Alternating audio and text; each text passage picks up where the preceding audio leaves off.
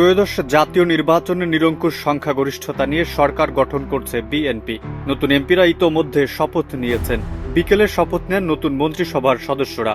৪৯ সদস্যের এই মন্ত্রিসভায় ২৫ জন পূর্ণমন্ত্রী ও ২৪ জন প্রতিমন্ত্রী রয়েছেন।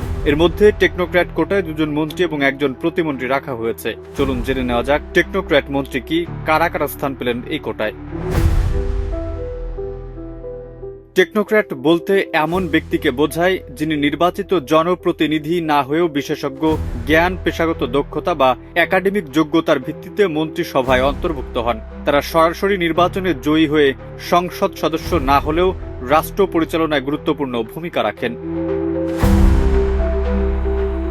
সংবিধানের ৫৬(২) অনুচ্ছেদ অনুযায়ী প্রধানমন্ত্রী মন্ত্রিসভার অনধিক ১/১০ সদস্য সংসদ সদস্য নন এমন ব্যক্তিদের মধ্য থেকে নিয়োগ দিতে পারেন। তবে তাদের সংসদ সদস্য হওয়ার যোগ্যতা থাকতে হবে।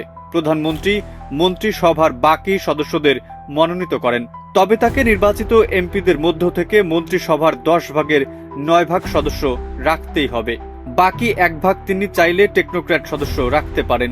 নিয়ম অনুযায়ী জাতীয় নির্বাচনের আগে বা সংসদ ভেঙে যাওয়ার ৯০ দিন আগে টেকনোক্র্যাট মন্ত্রীদের পদত্যাগ করতে হয়। নতুন মন্ত্রিসভায় টেকনোক্র্যাট কোটায় মন্ত্রী হচ্ছেন হাজী আমিনুর রশিদ ইয়াসিন ও ডক্টর খলিলুর রহমান। প্রতিমন্ত্রী করা হচ্ছে জাতীয় ফুটবল দলের সাবেক অধিনায়ক আমিনুল হককে।